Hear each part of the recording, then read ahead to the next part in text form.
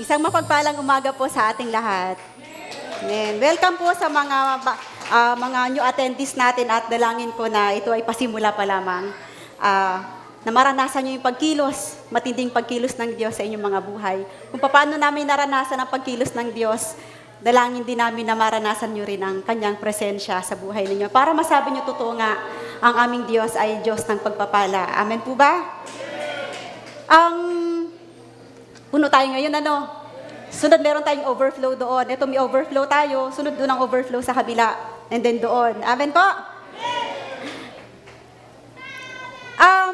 Ang buwan po ng Marso, the month of March is declared as Women's Month. Mula March 1 hanggang March 31, ipinagdiriwang sa bansang Pilipinas ang buwan ng mga kababaihan. Kaya ngayong buwan ng Marso, bida tayo. Sabi mo sa katabi mong babae, bida ka. Bida tayong lahat. Amen po ba? Ito ay talaga itinakda para parangalan ang mga kababaihan dahil meron tayong malaking kontribusyon. Hindi lamang sa ating pamilya, kundi sa komunidad, sa society at sa buong bansa. Amen po ba? Kaya hindi natin po pwedeng kalimutan yung mga ginagawa ng kababaihan sa buhay natin dahil kung wala kami, wala rin kayo. Amen po.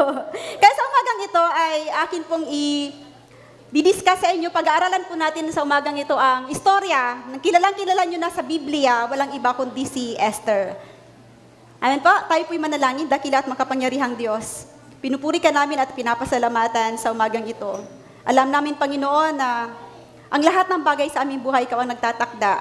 At patuloy kami, Lord God, na umaasa at nananalig at nananampalataya na ano man na aming harapin sa buhay na ito, kasama ka namin, hindi kami kailangang matakot, hindi kami kailangang mangamba. Na sa kabila ng krisis, Panginoon, alam namin itatawid mo kami, Panginoon, kung paano pinatunayan mo sa mga nagdaang panahon, Panginoon, na hindi ka nagkulang, hindi ka, Panginoon, nagpabaya. Lalong higit patutunayan mo sa amin sa panahong ito na hindi kailan naman nagbabago, Panginoon, ang kalooban mo sa aming buhay. Ang ito ay kami ipagpalain, bigyan ng isang buhay na ganap at kasiyasiya para mapapurihan ka, maparangalan ka, at patuloy kang maitaas sa aming buhay at sa buong mundo. At dalangin ko sa umagang ito, Panginoon, minsan pa, magpahayag ka ng malinaw sa bawat isa sa amin, Panginoon. Dalangin ko, O Diyos, na ang Banal na Espiritu, ang siyang malayang, kumilos, magpahayag ng mga revelations, Panginoon, na mag-grasp namin, makuha namin, ma-receive namin ang malinaw, Panginoon, upang ang lahat ng kapahayagan mo, Panginoon, ay magbigay ng panibagong pag-asa sa bawat isa sa amin, Panginoon. I welcome your Holy Spirit, Lord God, to give us, Lord, freely your revelations. At dalangin ko, Panginoon, i-anoint mo ako, Lord God, na ma-receive ko ang lahat ng revelations na yun, Panginoon, ng malinaw, concise, at mai-translate ko, Lord, into proper words, Lord God, sa tamang mga pananalita, Lord, na maiintindihan ng bawat isa sa amin. Malaya kang kumilos, Banal na Espiritu. Hayaan mo, Panginoon, ng mensahe sa umagang ito ay tunay na pagpalain mo. I-anoint mo, Panginoon, to glorify your name alone. In Jesus' name we pray. Amen. Amen! Lakasan po natin ang ating palakpak. Dahil ang palakpak ay hindi sa tao, kundi sa Panginoon. Amen po ba? Hindi tayo pumapalakpak pag ang mga presidente at mga politicians nga, pag nasa harapan nyo, pag pumalakpak kayo, talaga todo-todo. How much more the one who receives the highest, who deserves the highest honor and praise, di ba? Walang iba kundi ating Panginoong Jesus. Huwag nating pigilan, huwag nating tipirin yung ating pagpupuri at pasasalamat sa ating Diyos. Dahil ang ating Diyos, pag nagbigay sagana, sobra-sobra. Kaya sobra-sobra din naman na dapat natin siyang pagpalain, itaas, itanghal, bigyan ng laudation, honor, power, yung kanyang kapangyarihan sa buhay natin, yung kanyang presensya sa buhay natin. Amen po ba? So this month is Women's Month celebration. March is declared as Women's Month celebration. And this whole month is dedicated in honoring women's contribution, promoting gender equality, and empowering women in society. Kilalanin ang ambag ng kababaihan. Malaki ang ambag ng kababaihan. Amen po ba? Hindi lamang sa pamilya, sa komunidad, sa community. At itaguyod ang pantay na karapatan. Pantay ang karapatan ng mga lalaki at ng mga babae. Kaya nga naman, di ba, before, bawal bumoto ang mga babae. Ngayon, meron tayong rights of suffrage. Simulang nung nagkaroon ng right of suffrage, ang mga babae binigyan ng karapatang bumoto. At hindi lang dyan, marami na ngayon mga bills na mga batas na nagsasabi na mayroong karapatan ang babae sa society. Amen po ba? At kailangan nating i-recognize ang papel ng babae sa ating lipunan. Amen. Sa totoo lang, tinan mo, ang daming babae dito sa atin, ano? So malaki ang impluensya ng babae to shape a nation, to shape the whole world. Hindi lamang yun, di ba? Nag-uumpisa ang influence ng babae sa pamilya. Yung ilaw ng tahanan, malaki ang impluensya sa mga anak. Kung paano palakihin ng anak, nagsisimula yan sa isang nanay. Amen po? Kaya hindi basta-basta ang role mo bilang isang nanay o bilang isang babae. Hindi ka basta-basta. Importante ka. Sabihin mo sa sarili mo, mga kababayan, importante ako. Mahalaga ako. Yung mga tatay, anong sasagot nyo? Amen. Amen. Amen po ba? So sa umagang ito, ang ating topic ay napapanahon na pinamagatan kong prepared for purpose, positioned by grace for such a time as this. Tayo ay inihanda. Tayong mga kabaihan, most especially, ay inihanda, pinagpala ng Diyos para sa ganitong panahon at pagkakataon. Meron kang mahalagang role na gagampanan sa panahong ito. Ano ba yung panahong meron tayo ngayon? Nasa gitna tayo ng krisis, hindi lamang politikal, financial, economic. Sino ba sa atin ngayon ang updated sa balita? Tumataas ang presyo ng lahat ng bilihin. Nagta-times 2 ang gasolina, ang fuel, ang gasol, ang bigas, lahat ng basic commodities tumataas. Pero sabi ni Lord sa umagang ito, ikaw ay inihanda. Bilang babae, ikaw ay inihanda. Ikaw ay pinagpala para sa isang posisyon na gagampanan mo sa mga pagkakataong ito. Sa panahon ng krisis, sa panahon ng upheaval, ng crisis, meron kang malaking role na gagampanan. At number 1, una, syempre sa pamilya mo. Patuloy kang magliwanag, magbigay ng pag-asa, magbigay ng kapayapaan na kung nagugulahaminan ang iyong asawa, na may problema sa budget, kung saan kukuha, ang panalangin ng isang babae ay mahalaga. Amen po ba? Partner kayo ng asawa mo. Bahala kayo kung nagtatrabaho dyan. O hindi, partner kayo ng asawa mo at meron kang malaking role na gagampanan para mapanatili ang kapayapaan at kaayusan ng pamilya. Una, pamilya, ng community at ng iyong buong bansa. Amen po ba? So you are purposed. Meron kang layunin. You are positioned.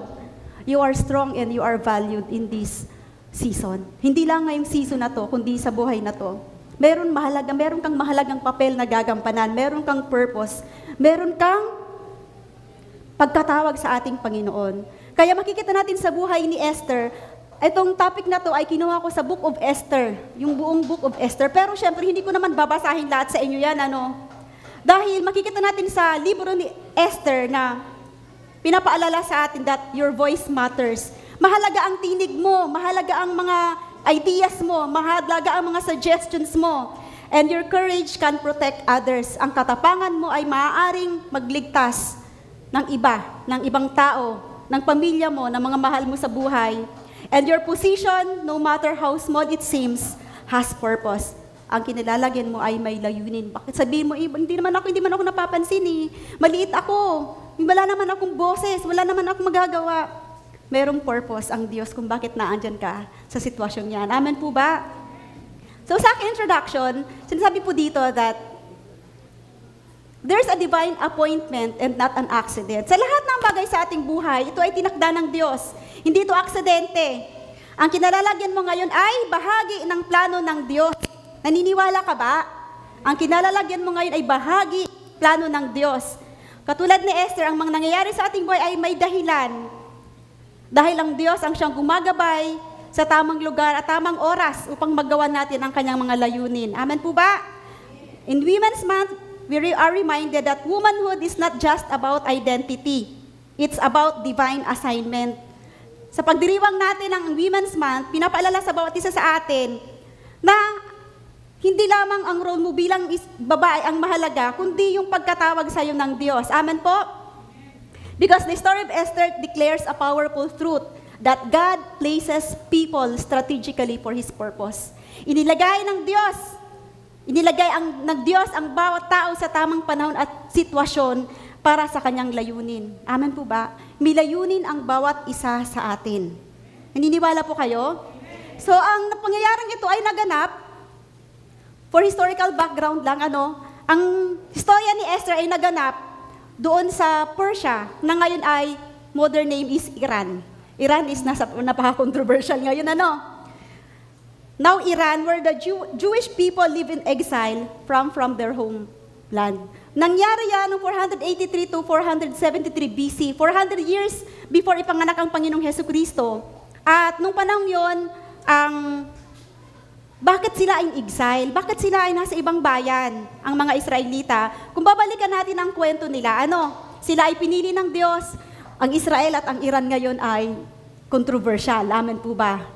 Ganon din noong unang panahon. Nauulit at nauulit lamang ang history. Amen po? Nangyari ang storyang ito nung panahon, 400 years bago ipanganak ang Panginoong Hesukristo, na kung saan, bakit sila naandun, nabihag? Bakit wala sila sa Israel, sa lupang pangako? Dahil, kung matatandaan natin, matigas ang ulo ng bansang Israel. Gawag matigas ang ulo. Matigas ang kanilang mga ulo. Sinabihan na sila ng Panginoon na huwag kayong sasamba sa ibang Diyos-Diyosan. Hindi pa rin sila sumunod. Nakaranas sila ng lahat ng pagpapala. Pero ganun pa rin, kinakalimutan pa rin nila ang Diyos. Napakatigas ng ulo. Kaya hinayaan sila ng Panginoon na sakupin. Sinakop sila ng Babylonian Empire nung panahon ng 586 before Christ sa pamumuno ni King Nebuchadnezzar. Alala nyo, pinasok nila ang Jerusalem, winasak ang templo, sinunog ang templo, at dinalang bihag ang mga Hudyo. Yun ay tinatawag na Babylonian exile, na kung saan sila Meshach, Shadrach, Abednego, sila Daniel, yung mga personalities na to ay nabanggit na kung saan sila ay mga bihag doon sa bansang Babylonia. At alam natin, for 70 years, they have been captive, pero hindi sila nawalan ng pag-asa. Sila ay dinalang bihag. Mas babasa ito sa Jeremiah 25:11 na sila ay binihag for 70 years pero hindi sila nawala ng pag-asang bumalik. Kasi nung panahon na naandun sila sa captivity, nag-arise muli ang kanilang faith sa ating Panginoon. Minsan, kailangan dumaan sa mabibigat na pagsubok, no? Para ma-exercise at mag-arise ulit yung pananampalataya at pag-asa sa Diyos. Amen po ba? Pero hindi kalooban ng Diyos na dumanas ka sa mga pagsubok na yan. Dahil ang sakit, karamdaman, paghihirap na yan ay hindi kalooban ng Diyos sa buhay mo. Yun ay gagamitin ng Diyos to turn into something positive. Babaguhin ng Diyos. Bagamat nasa madilim kang kalalagayan, gagamitin ng Diyos ang madilim mong kalalagayan para magliwanag ang presensya niya sa buhay mo at manumbalik ang iyong pananampalataya sa Kanya. Kung kailan lalo kang mahina, lalo kang kumapit kay Lord at lalo mong makikita yung Kanyang pagkilos sa buhay mo. Amen po ba? So, pagkatapos ng ilang panahon, dumating 70 years, dumating naman si King Cyrus at sinakop naman niya ang Babylonia. Dito pumasok ang tinatawag na Persian Empire. Ito ni Iran. Babylonia pala is the modern day Iraq ngayon. Hindi siya buong Iraq, kundi part of Iraq is the Babylonian Empire, the Babylonia. Sabi nila, kaparte ng Iraq ang Babylonia. Wala nang Babylonia ngayon na pangalan, pero parte ito ng bansang Iraq. Amen po? So, dumating ang Persia sa pamumuno ni King Cyrus. Ang Persia is Iran, the modern day Iran.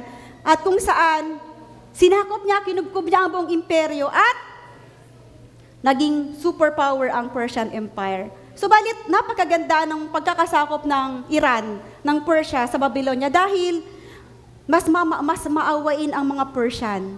Alam niyo ba ang ginawa niya? Pinayagan niya yung mga tao na bumalik sa kanilang mga lupain, yung mga bihag, pinabalik sa kanila, binigyan ng karapatang bumalik sa lupain nila. Amen po, pinalaya nila ang mga Hudyo.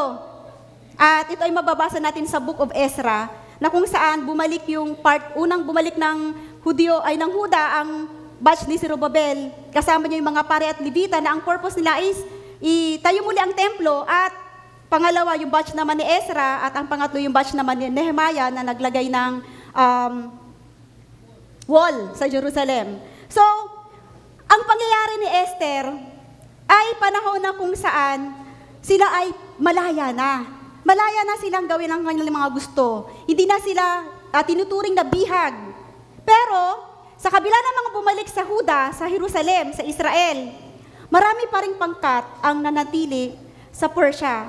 Malamang dahil siguro naging comfortable na yung buhay nila doon kasi ba naman for 70 years na ando nga nasa bansang naninirahan, doon ka na nakapag-asawa, doon ka na nag-prepare ng para sa family mo.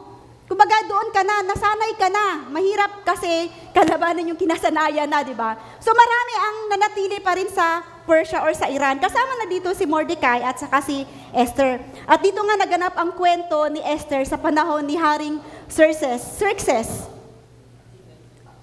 Sa panahon ni Haring Xerxes, si Haring Xerxes ay hari nung panahon na ang istorya ni Esther ay naganap. At mababasa natin sa kwento na mayroong mga tauhan, mahalagang tauhan sa kwento na ito, na kung saan may mahalagang ginampanan na tungkulin sa pangyayari sa Book of Esther. Number one, syempre si Esther. Si Esther ang Hebrew name niya ay Hadassah. Ibig sabihin, myrtle tree, isa daw na halaman or puno na may mabangong bulaklak. Pero ang kanyang Persian name ay Esther or Star. At siya ay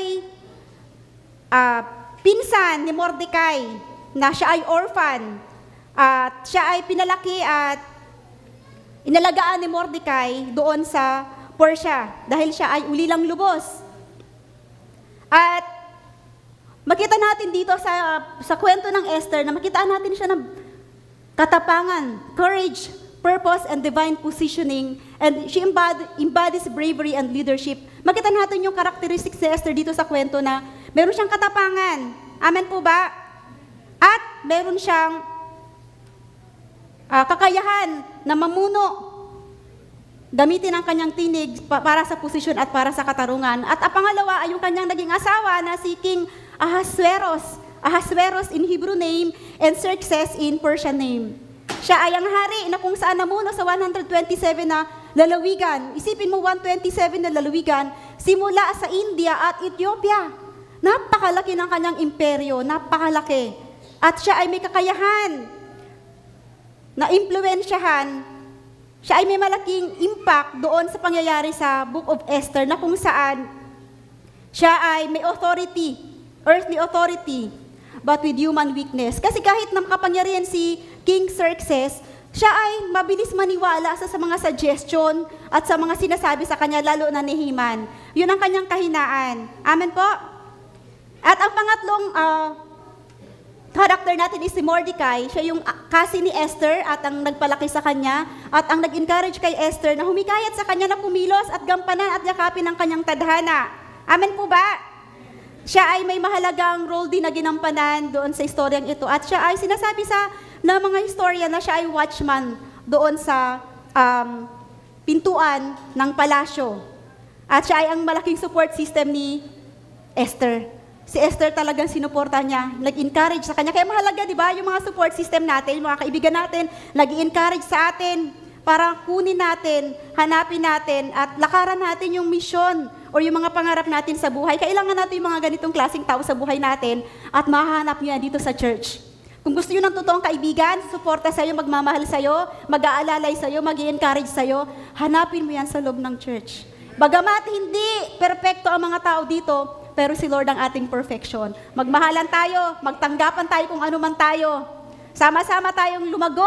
Amen po ba? Sa ating pananampalataya sa ating Panginoon. At ang kasunod na character dito ay si Haman. Yung kalaban nila, the adversary. Siya yung may espiritu of enmity. Grabe siyang galit. Siya ang Prime Minister of Persia. He is an Agagite who plots to destroy the Jews. Amen po ba? Siya ay prideful. Prideful siya, masyado siyang mayabang. At wala siyang pakialam. Gusto niyang tapakan yung karapatan ng mga, lalo na ng mga sa tingin niya mababa sa kanya. Amen po? At ang kasunod naman dito ay si Queen Vashti. Sino ba si Queen Vashti? Siya yung unang asawa ni King Xerxes, na nirefuse niya si King Xerxes nung i-command siya na pumunta doon sa pagtitipon. Hindi tumanggi siya. At makita natin that Queen Vashti symbolizes dignity, self-respect, and moral conviction. Pinakita niya meron siyang dignidad at pag-aral ng sarili at paninindigan, na hindi siya basta-basta mapapasunod. May paninindigan siya. Kung ano man yung kanyang paninindigan, gagawin niya yon kahit ano man ang maging kapalit. Amen po ba? At ang kasunod ay, ang tuli ay yung asawa ni Haman. Sino yung asawa ni Haman? Si Zeresh. Siya ay kay Haman na magpagawa ka ng pagbibitayan, isang mataas na pagbibitayan ni Mordecai. Kaya makita natin dito na ang babae, may impluwensya talaga sa asawa. So dapat yung impluwensya mo yan, gagamitin mo yan in a positive way. Amen po ba? Huwag mong susulsulan ng asawa mo ng hindi maganda. Amen po ba? I-encourage mo siya sa mga tamang bagay. Huwag mo siyang sulsulan. Katulad ng ginawa ni Zeresh. Malaki yung impluwensya nito sa asawa niya kay Haman. Amen po. So kailangan natin na i-remind yung sarili natin that influence can be used as negative or positive. So, women, kailangang i-lead natin with wisdom and integrity ang ating asawa at ang ating pamilya. Mahalaga ang karunungan at integridad ng isang babae dahil yun ay may malaking impact sa pamilya. Amen po ba? So mga babae, hindi simple ang inyong mga responsibilidad. Amen po ba? Balikan lang natin yung historical insight o historical background. Bakit galit na galit si Mordecai at si Haman sa isa't isa? So si Haman daw is identified as an Agagite and si Mordecai naman is a Jew. So kung babalikan natin ang istorya, nung lumabas ng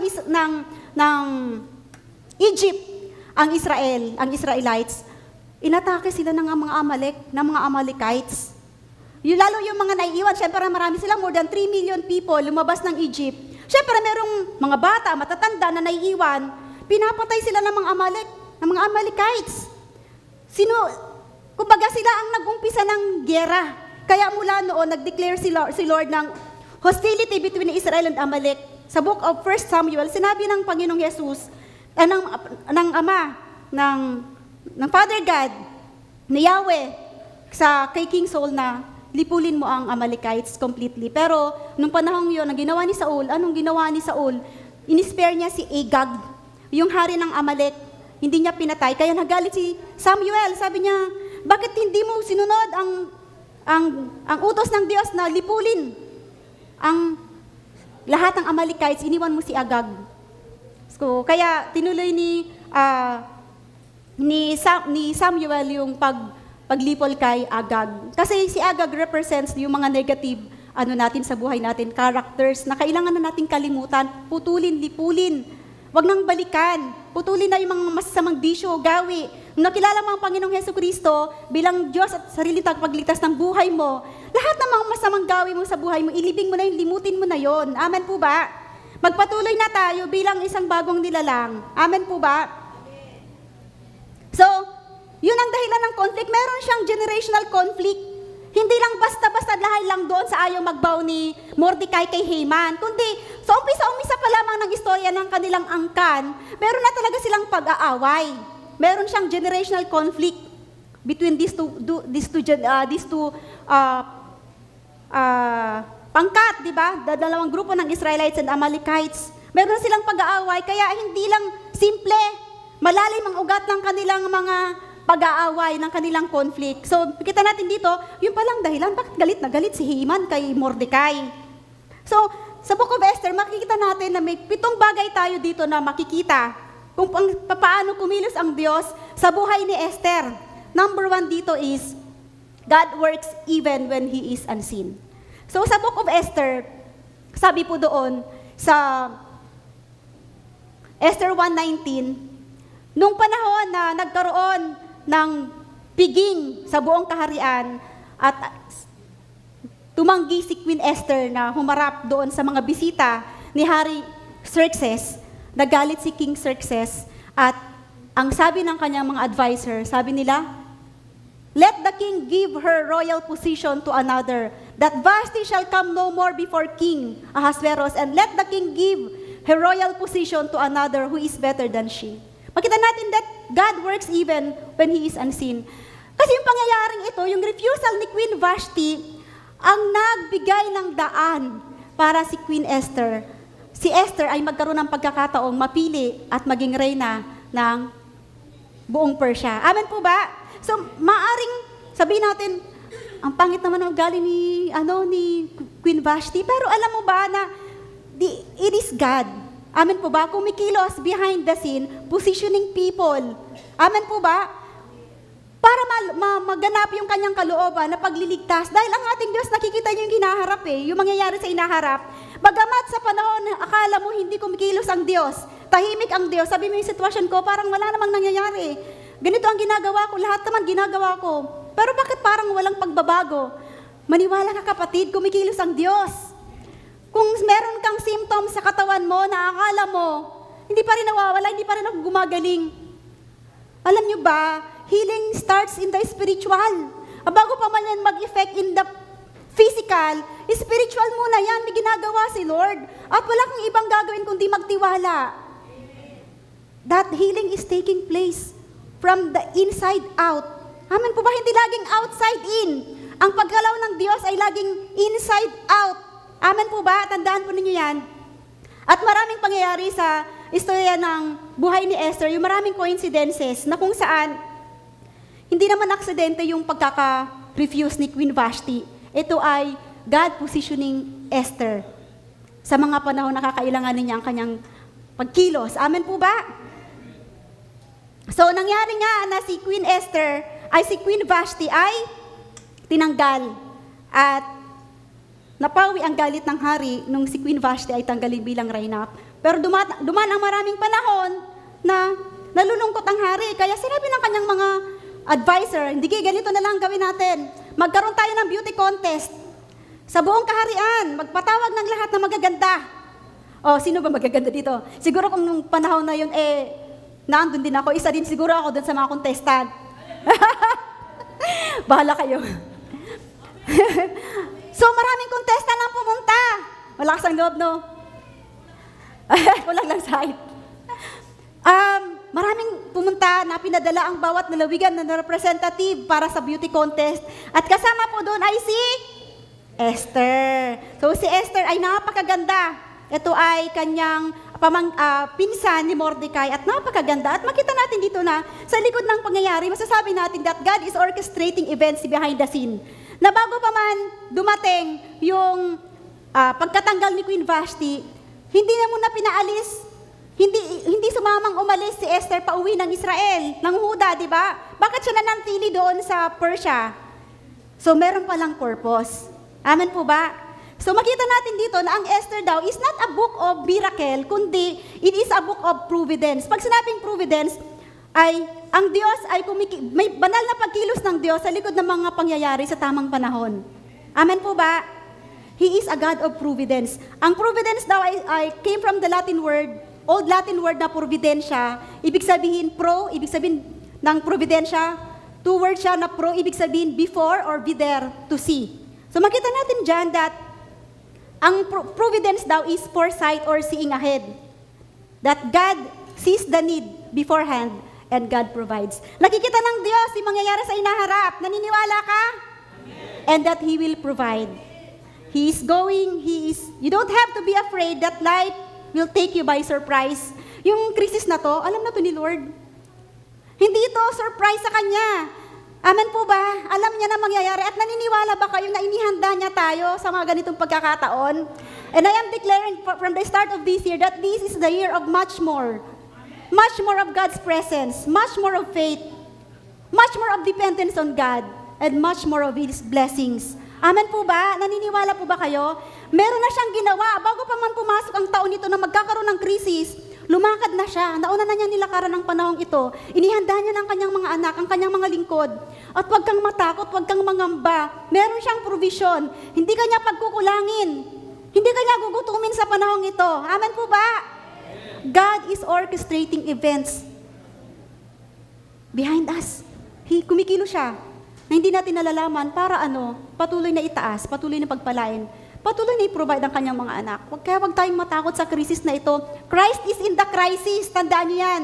Meron mang krisis na andyan si Kristo. Kumikilos. Amen po ba? Christ is in the crisis. Ano man ang sitwasyon, meron tayong Kristo. Alam nating itatawid tayo sa krisis na to. Amen po ba?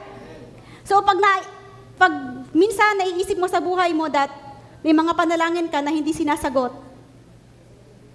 When prayers feel unanswered, may mga delays, may mga hindi to naiintindihan sa buhay natin, may mga blessing na nadidelay, may mga unexpected na nangyayari, tandaan po natin that God is working behind the scene.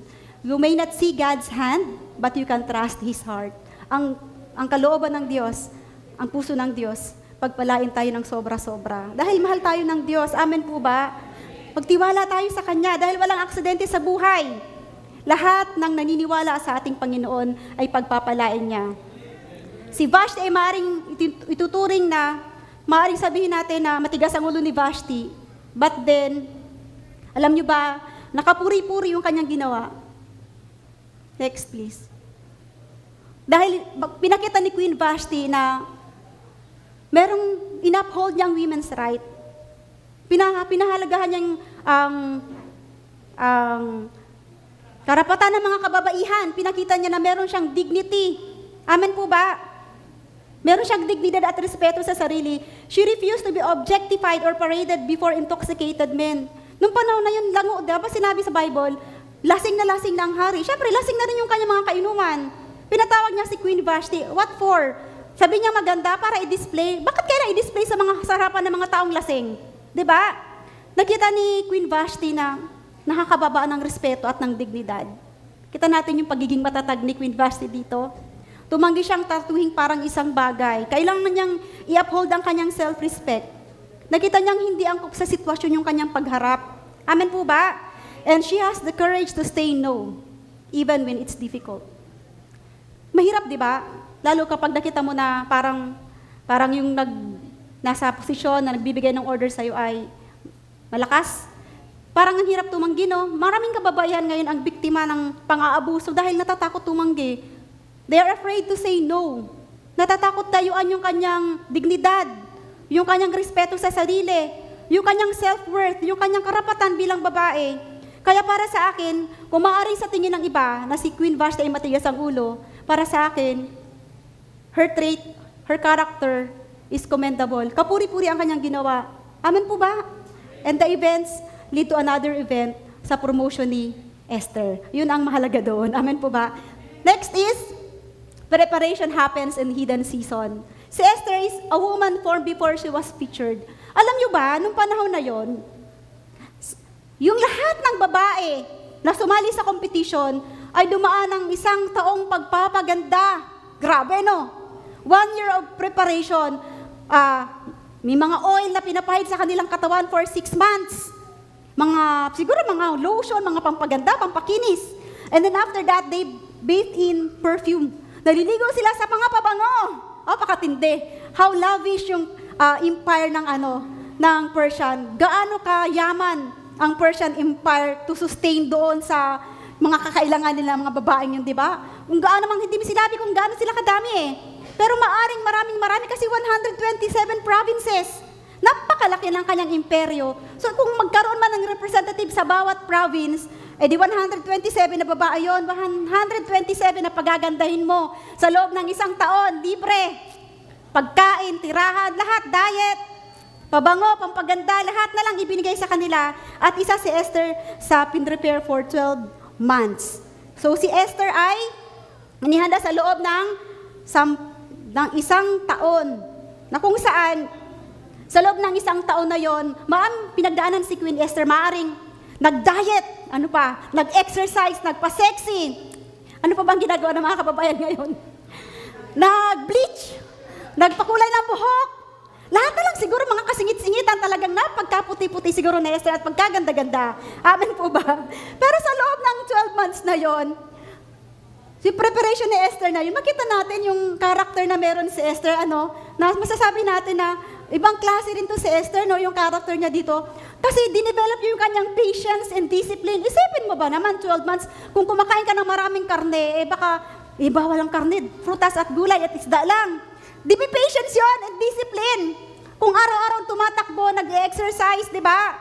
Para maging sexy, she was willing to go through a long period of preparation, showing self-control and commitment for growth. It's 12 months na preparation. Respect for process. Nirespeto niya.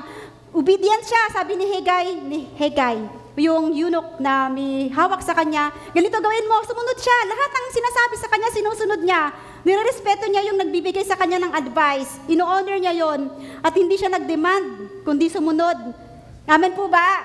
And meron siyang inner and outer readiness, kung saan, makita natin dito na nag-transform si Esther. Siguro nung tayo na si Esther nung panahon, bagamat maganda siya, baka hindi siya yung ganun ka sa sarili. Pero nung time na to, pinrepare si Esther physically, emotionally, spiritually, naging matatag si Esther. Amen po ba? Kaya mga kababaihan, yung mga dalaga dyan, yung mga dalagita dyan, huwag kayong magmadali maghanap ng mga boyfriend. Amen po ba? Prepare yourself first. I-ready mo muna yung sarili mo. Don't chase men, don't chase boys. Chase your dreams. Amen po ba? Make yourself magnetic. Attractive. Paano mo magiging magnetic and attractive ang sarili mo? Pag nakita mo, you have that self-confidence. Magkakaroon ka lamang ng self-confidence sa buhay mo kung ready ka. Amen po ba? Meron kang readiness in emotionally, physically, mentally, financially. Develop mo muna yung sarili mo. Amen po ba? Don't chase love at your very young age. Dahil, alam nyo ba, pag ang isang babae fulfilled, magnetic yan, attractive yan. Kasi, beauty is fleeting. Nawawala ang kagandahan. Pero makikita mo na ang babae nagiging attractive pag nakita na they have that kind of confidence. Amen po ba? Magkakaroon ka lang ng confidence kung self-fulfilled ka. Amen po ba?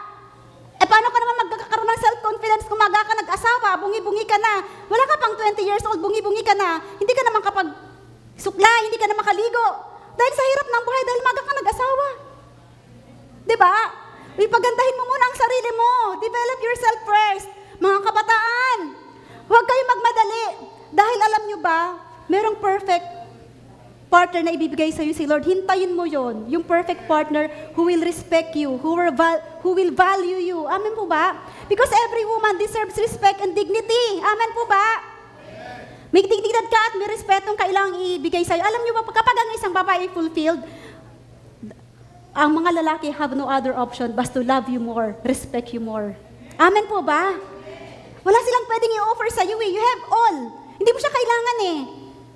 Idadagdag mo na lang siya sa buhay mo dahil fulfilled ka na. Kaya maraming babae ang naano sa sitwasyon na kaawa-awa, hindi makapagsalita, inaapi. Dahil wala silang kapangyarihan, wala silang karapatan. Amen po ba? Ay dahil hinayaan mo yung sarili mo na maging biktima. Huwag mong harihan yung sarili mo. Sabi ng mga kalalakihan, ganun ba Sister Jenny? Bakit ganyan naman? Di ba?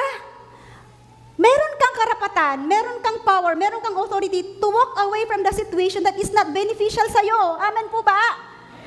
Meron kang kapangyarihang umalis ng sitwasyon na inaapi ka, hindi ka natatakot umalis. Dahil capable ka. Di ba, Daddy? Kaya walang magawa ang asawa kung di mahalin ako ng sobra-sobra. Kung gusto nyo na mahalin kayo ng totoo, sobra-sobra ng inyong asawa, ay make yourself valuable. Pahalagahan mo muna ang sarili mo. Amen po ba? Develop yourself, pagantayin mo, patatagin mo. Chase your dreams. Amen po ba? Mag-aral. Abutin ang pangarap. Tapos, dadating ang time, hahabulin ka na ng mga lalaking yan. Amen po ba? At mamimili ka na sa kanila. Hindi na basta-basta ilalapit sa'yo. Dahil alam niyo po ba, yung lalaki na mga strong man, yung mga strong man, they're attracted to strong woman also. Amen po. Alam mo yung mga lalaki na attracted sa mga pabebe, saglit lang yan eh. Dadating ang time, maiinis na yan sa'yo. Lagi na lang pabebe, lagi na lang ganito. Pero, may limitation yun eh. Yung lagi na lang pabebe, sasawaan ka eh. Pero kapag nakita nila, ay, may sariling confidence to eh. 'Di ba? Magiging magnetic ka for life, magiging attractive ka sa kanya for life. Yung gandang yan, dilipas yan. Lalo kang gaganda sa kanyang paningin. Amen po ba? At lalo kanyang mamahalin. Di ba, Brother Bong? Di ba, Pastor Jeff? Di ba, Bishop? Di ba? Dahil magaganda kami sa paningin nyo. So, yun.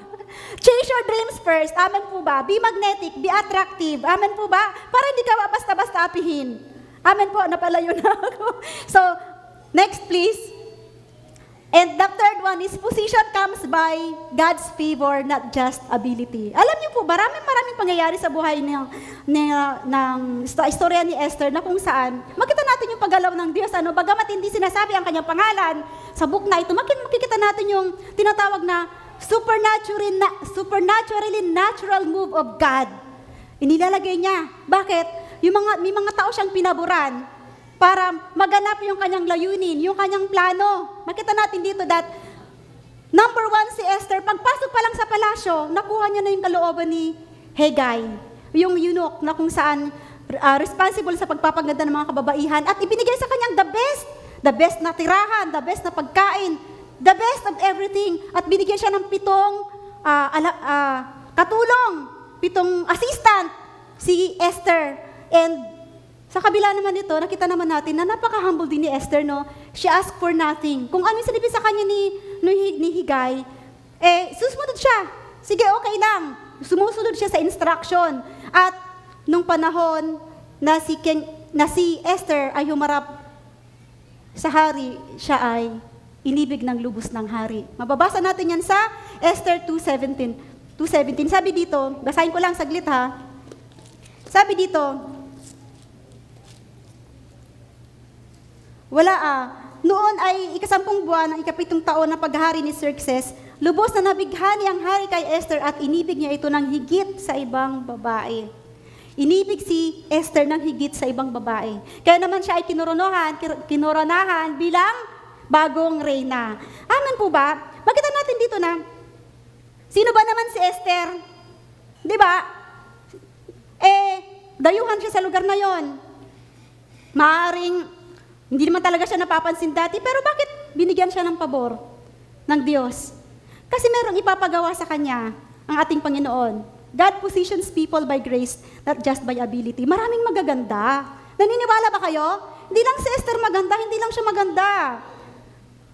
There are women who are beautiful, di ba? If Esther is beautiful, so ask the other women also.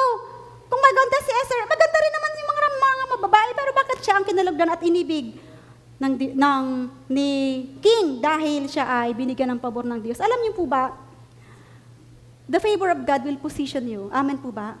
The favor of God will open doors for you.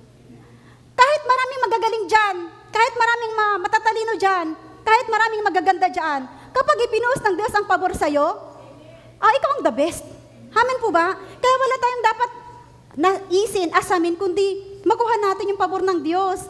Dahil the favor of God will bring you to places. Dadaling ka sa maraming mga bagay, maraming lugar, maraming pagkakataon, at maraming klaseng tagumpay sa buhay.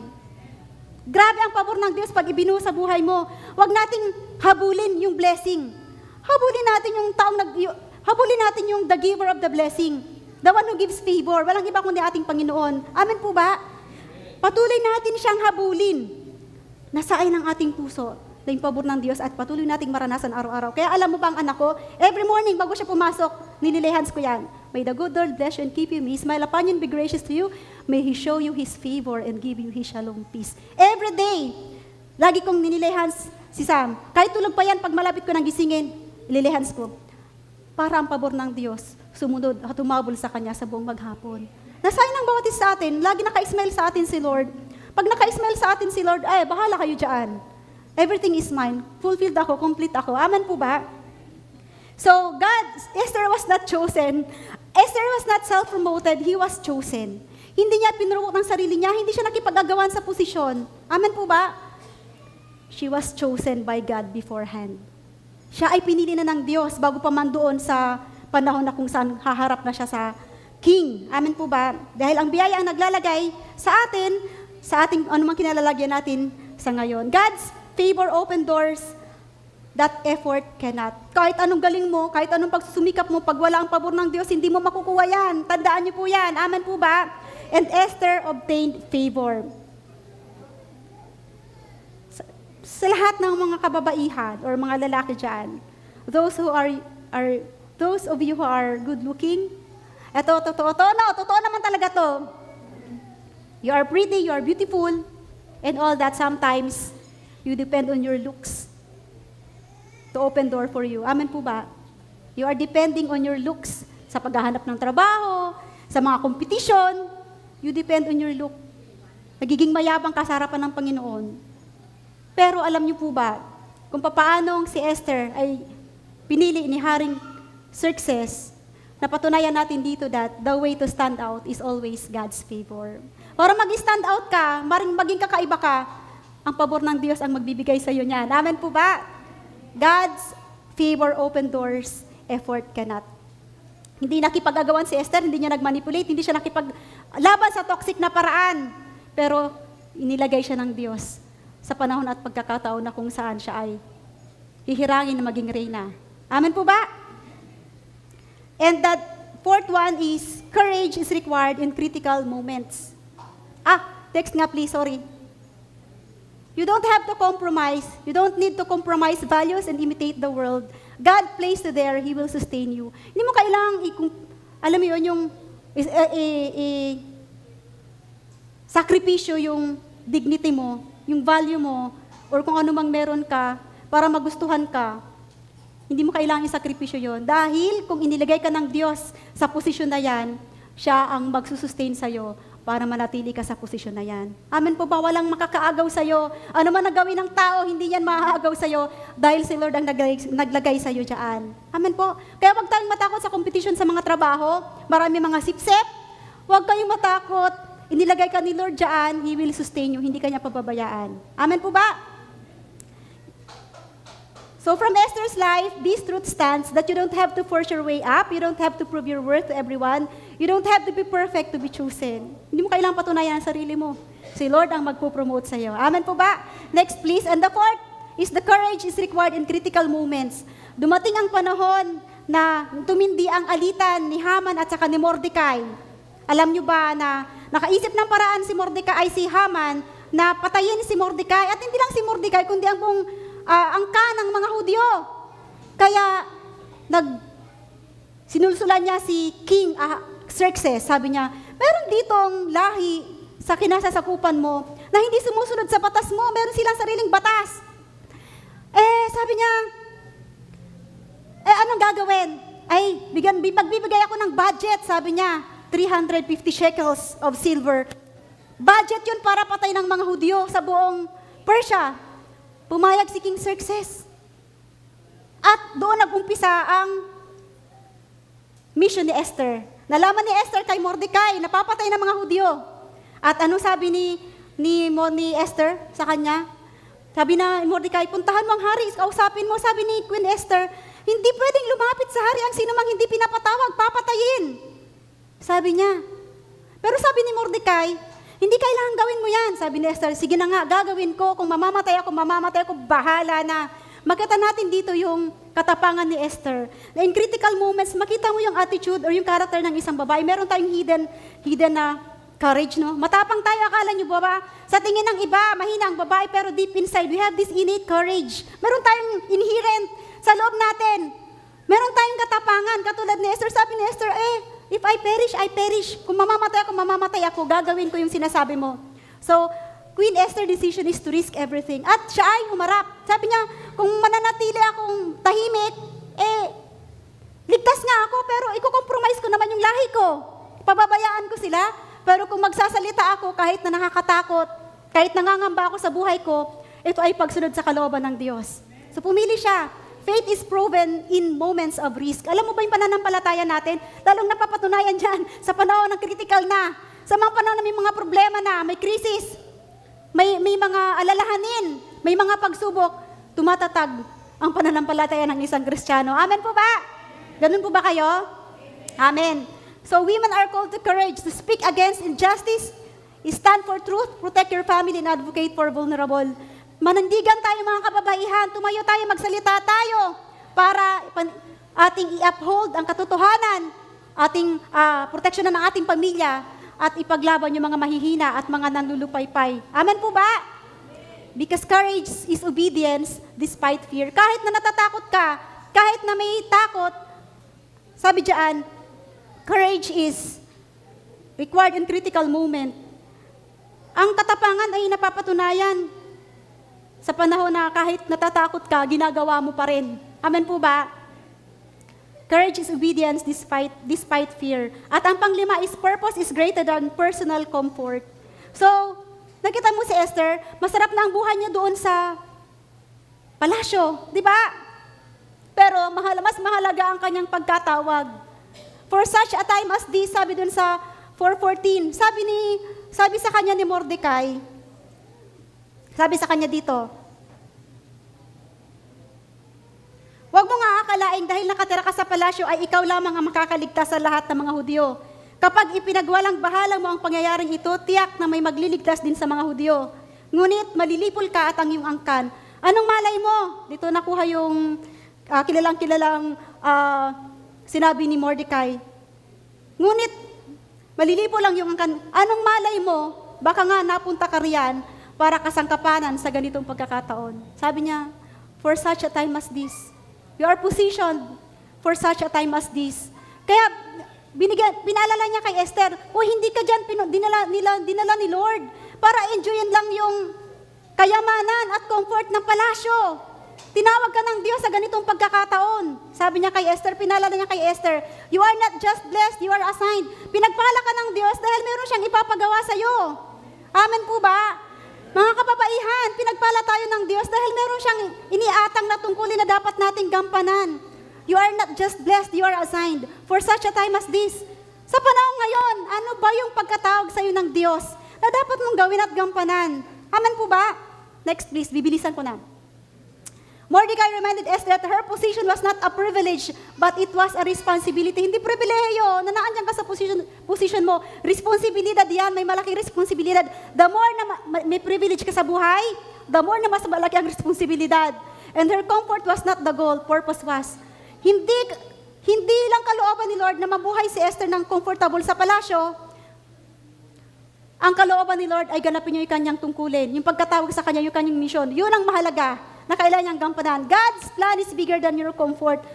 Alam niyo ba yung comfort na meron ka ngayon kung nakakaranas ka man ng pagpapala ni Lord? Merong planong kaakibat yan. Amen po ba? Hindi yan para sa iyo lang. Gagamitin yan, Lord. Para saan? Para sa kabutihan ng nakakarami. Amen po? So, God's plan is bigger than your comfort. And next, Mordecai warned her that silence would not guarantee safety, and God's purpose would still prevail with or without her. Sabi niya, kahit manahimik ka, Esther, hindi ka pa rin siguradong mabubuhay ka, isa kang Hudyo. Sabi niya, kung hindi mo kami tutulungan, akala mo ba, hindi kami maliligtas, gagawa at gagawa pa rin ang Panginoon. Sabi niya ganun. Kung hindi ka gagalaw, gagamit ang Panginoon ng ibang tao para kami ay palayain, para kami ay iligtas. God's purpose will still prevail with or without you, Esther. Kahit wala kang gawin, si Lord ay gagawa ng paraan para maligtas ang mga Hudyo. For such a time as this, sabi niya, women today are expected to step up in courage, use their influence wisely, act with purpose over comfort, advocate for justice and vulnerable, trust God's timing and plan. For such a time as this, meron kang gagawin, kababaihan, meron kang gagawin. Manindigan ka, magpakatapang ka at manindigan ka para sa katotohanan at gawin mo yung pagkatawag sa iyo ng Panginoon. Amen po ba? And the seventh one is, 10 minutes na lang daw ako, 5 minutes na lang ba? Pang-anim, spiritual power comes through prayer. Nakita mo si Esther, bago niya ginawa yung kanyang desisyon, anong ginawa niya? Nanalangin siya, mahalaga ang pananalangin. Amen po ba? Ano mang problemang hinaharap mo sa buhay mo, ano mang pagsubok, idaan mo muna sa panalangin. Amen po ba? Because usually, yung mga battles natin, hindi lang just political, hindi lang financial. Usually, it is spiritual. Amen po ba? Ang labanan ay nag-uumpisa sa spiritual, and victory would not come by influence alone, but by divine intervention. Para maging tagumpay ka sa laban na hinaharap mo, hanapin mo ang presensya at ang paggabay at ang tulong ng ating Diyos. Kaya si Esther ay nanalangin, alam niya yung power of prayer. Spiritual battles require spiritual weapons. Ano yung spiritual weapons natin? Prayer, fasting. Ginawa ni Esther yon para makuha niya yung pabor at paggabay at eventually ay tagumpay sa kanyang laban. Amen po ba? In today's challenge, maring natatakot ka, nag-aalala ka, meron kang family struggle, may national concern tayo, anong gagawin natin? Pray instead of worrying. Sabi nga doon sa Philippians 4:6, di ba? Manalangin.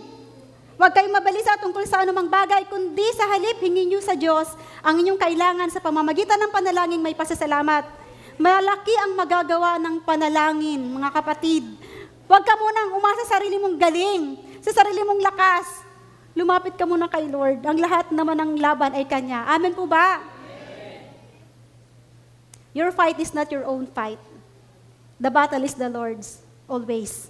Ang laban ay laging na kay Lord, hindi mo laban sa buhay na to. Ipagkatiwala natin kay Lord. What you fight in prayer, you will overcome in life. Ano mang ipinalangin mo, ano mang problema ang ipinalangin mo, siguradong mapagtatagumpayan mo. Dahil si Lord ay gagawa. Amen po ba? Malaki ang nagagawa ng panalangin matuwid. At sino ang matuwid? Tayo. Amen, tayo. We have been righteous because of Jesus Christ. Malaki ang magagawa ng ating panalangin dahil tayo ay matuwid. For women today, prayer is not just a ritual. It's a practical source of empowerment, wisdom, and courage to live purposely and impactfully. So, ang panalangin natin na hindi lang simpleng bagay. Ano, mga kababaihan? Ito ay source of empowerment, magpapatatag sa atin, magpapalakas sa atin. Amen po ba? Para magkaroon tayo ng karunungan to fight the right battle. Amen po? And next, please. Last na to. One life can change many. Isang buhay lang. Buhay ni Esther. Isang babae lamang, niligtas niya ang kanyang bayan. Kung yung buhay mong yan, iisa lang yan, mayroong magagawa yan, kapatid. One life can change many. Katulad ng buhay ni Esther, ano ang nangyari? Niligtas niya ang kanyang buong bansa. Maraming buhay ang naligtas, a nation was saved, and God's people were preserved. Dahil sa ginawa ni Esther, maraming buhay ang naligtas, ang kanyang katapangan ay naging daan para sa pagbabago. So an act of obedience can impact generation. Ang pagsunod mo ay maring magpabago ng marami. And your influence matter. May impact ang ginagawa mo. Next, please. Your influence matter. Maring isa kang nanay. A mother shapes a family. Tandaan mo yan. Hinuhubog mo ang pamilya mo. A leader shapes a community. A woman shapes a nation. You are the light of the world. Ikaw ay ilaw ng sanlibutan. Patuloy kang magliwanag, mga kababaihan. Amen po ba? Patuloy kang magliwanag because your obedience can be someone else's miracle. Ang pagsunod mo sa Diyos ay maring daan para sa milagro at para sa himala, para sa iba. Amen po ba? And para sa conclusion ko, your moment is now.